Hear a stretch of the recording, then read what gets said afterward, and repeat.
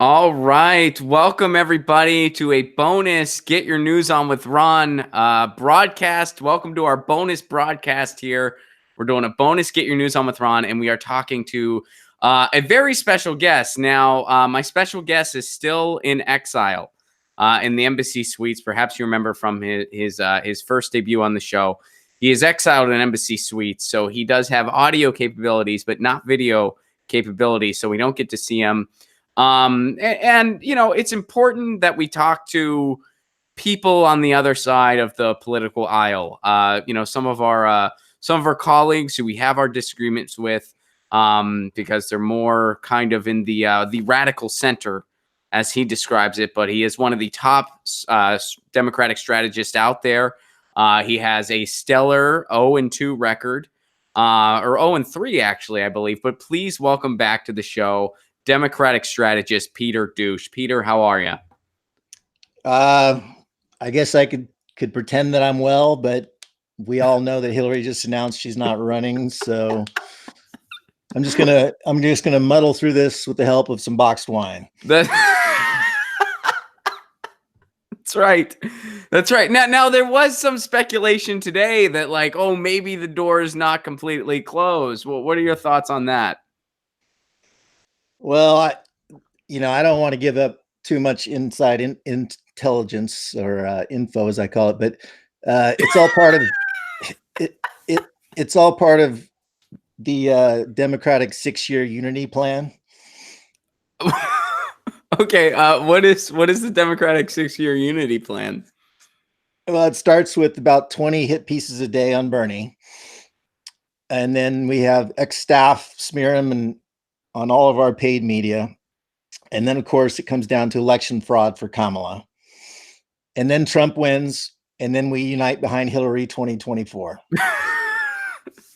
Do you think, I feel like that might make some people angry, stealing another primary and just sort of, smearing Bernie.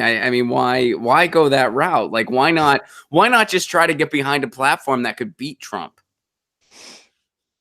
I don't see how that gets Hillary elected. But don't you want to have a more progressive America? Don't you want to have a president that you actually want to get behind? Neither of us like Trump, right? We have that in common. Well, what it comes down to is that Bernie's platform is completely unrealistic. And, Hillary's platform, fight for 12-ish by 2040-ish, greenish New Deal, almost affordable health care. And she got this from Kamala, but prison jobs for all, also very popular.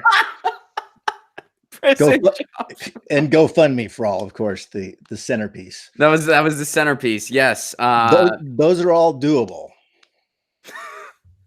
But would they benefit anybody? They would benefit a lot of our donors. So where were you when you first heard the news that Hillary wasn't going to run? I was on social media smearing Bernie. I'll never forget it. I saw it coming, though, unlike most people. So I've taken up knitting, and as a distraction, just in the last 2 days, I've knit 48 pussy hats. Now, what about? So is anybody looking at you for 2020? Again, you got a stellar 0-3 record here. You're due for that W anytime now. And, in many cases, the way you see things, a loss is a win. So is anyone looking to you for 2020? That's a good question. If they would just at me, that would be great. I know the Onion has considered hiring me. My unpaid interns always tell me that they're on the verge of promoting someone and that my journalism would fit in there great. So I don't know. We'll see. So do you think maybe this is a good time to bring back the music career? The smooth jazz, how's that trending these days? I don't know. You tell me, man. I just think that maybe this is a blessing in disguise and it's time for Douche Phonics Volume 2. Douche phonics. Well, you sound like my wife of color. I've considered it. It's a possibility, but we'll see. I've got a lot of work ahead of me. I mean, I'm promoting Kamala right now, and I'm pretty optimistic about it. So all right. So what do we got? What can we expect in 2020? Kamala's your person? Absolutely. I mean, unless we throw a Hail Mary for Biden, but let's focus on Kamala right now. We've got a lot of good news lately. I don't know if you saw it. Did you see the Daily Kos poll? No, I did not. Bernie's only beating Kamala by 44 points. So that's good news. And also fundraising reports came in. Bernie's only raised four times as much as Kamala on his first day. Do you think maybe the American people are ready for a new direction and the time is right for a real progressive to kind of be the front runner? I don't think Joe Manchin's running.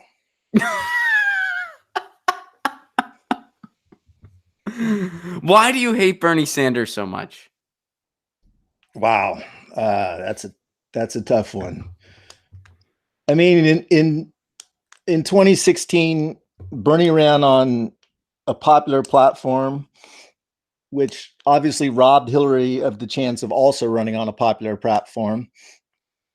He stole it all before she even had a chance to. He's been running on that stuff for years. I mean, pretty much his entire political career, he's been pushing for universal single payer healthcare, which Hillary Clinton said would never come to pass. Hillary wasn't running on it. Well, has it come to pass? It has not. But that's because Trump won, and that's because, well, a number of reasons. But it's being worked on and it's being talked about. Before, it wasn't even on the peripheral. So, that's certainly a lot further along than it will never come to pass, wouldn't you say? My feelings don't care about your facts, Ron. It's incredibly naive of you. If you look at internal polling, Hillary's ideas have they're still centerpiece of the Democratic platform. I mean, really, her ideas won in 2016. How did they win? Well, ask anyone in the DNC. The internal polling shows that everyone prefers GoFundMe for all. How does GoFundMe for all work exactly? Unpack this for me. Well, all the polls show that people don't want to lose their existing coverage. That's the centerpiece of GoFundMe for all. You get to keep your existing coverage, and that's a guarantee with Hillary's plan. But then where does the GoFundMe part come in? That's your existing coverage.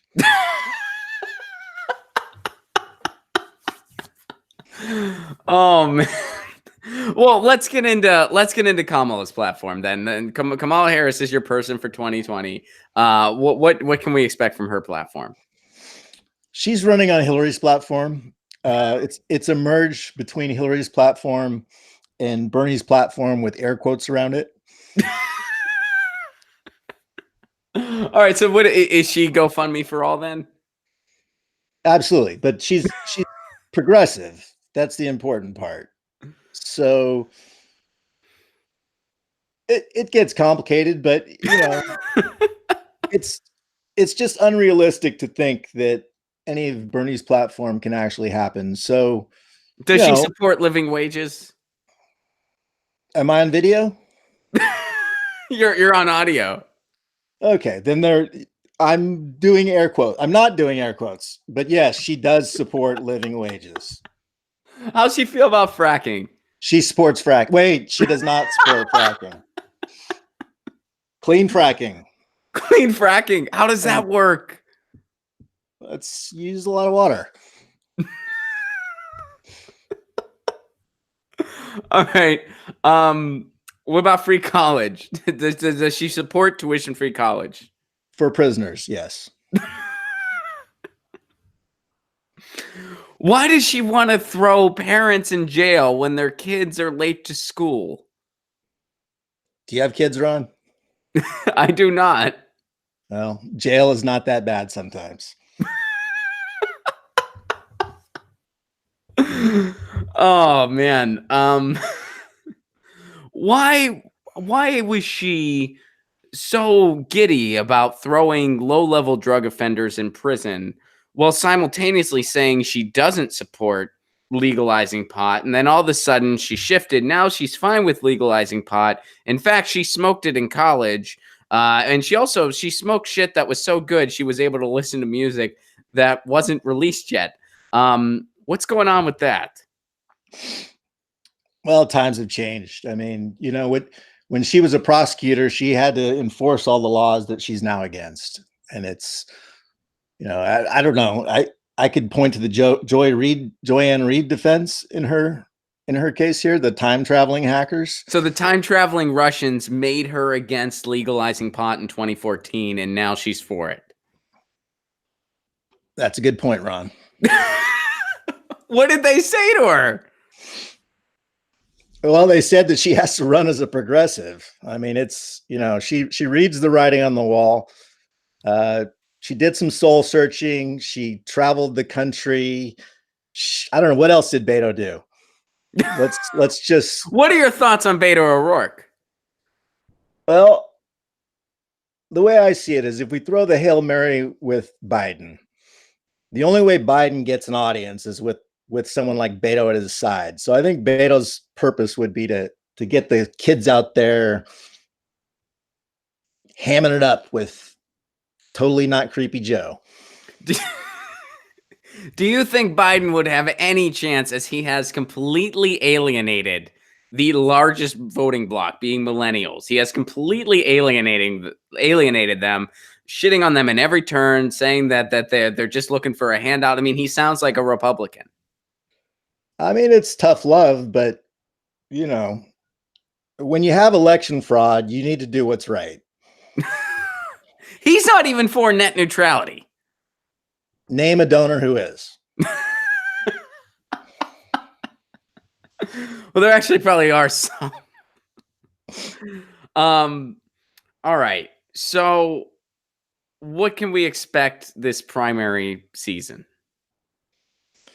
Well, we're doing what we can to make this a three-way race all the way to the finish. In a three-way race, even if Bernie has a majority of votes, it's over for him. On the second ballot, all delegates are free to vote for whoever they want, and if we can get those second and third contenders close, then we can override the voters, and that's what's important here. What are your thoughts on Tulsi Gabbard? Who? All right, Peter Douche. Your book came out recently, An Inconvenient Douche. It is a very, it's a very good read. It's kind of inside the Democratic machine. You can learn a lot about the process. Now we don't agree on everything. We have our disagreements, but it's important to kind of reach across the aisle and kind of fuel this bipartisan marketplace of ideas, as Nancy Pelosi would put it, and kind of just learn what each other is up to. So where can people get this book, Peter Douche?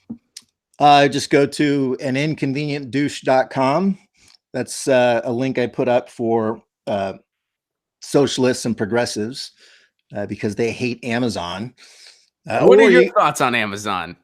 I love Amazon. I mean, I'm selling my book there. They do a great job of making sure we tax the poor instead of the rich. Why is that a good thing? Well, do you own Amazon stock? I mean, I do not.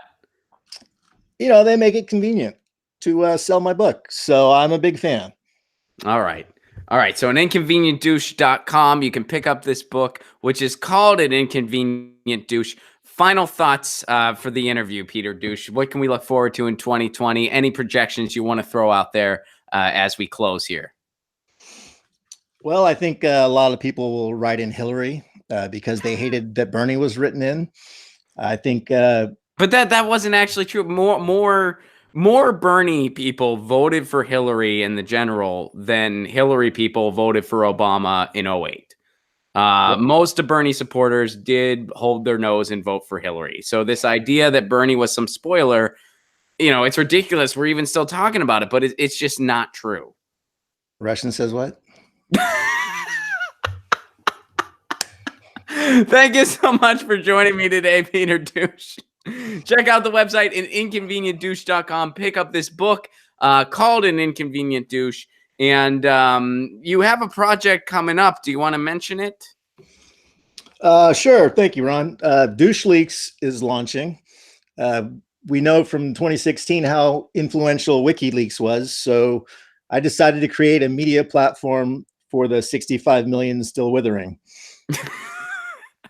So Douche Leaks. And they can follow you on Twitter at Silly Rabbit. Yeah? Correct. All right. So I just want to mention my staff real quick at Douche Leaks. Esteemed journalists Russia Maddow, Kurt I've Gone Bald, Marcos Makes It So, and Max Bootlick will be joining me. I am really looking forward to this. So everybody watching, keep an eye out for Douche Leaks. It's going to be coming soon. Do you have a release date, or are we still kind of in the pipeline on that one? Mid to late March. So very soon. All right. So very soon, Douche Leaks.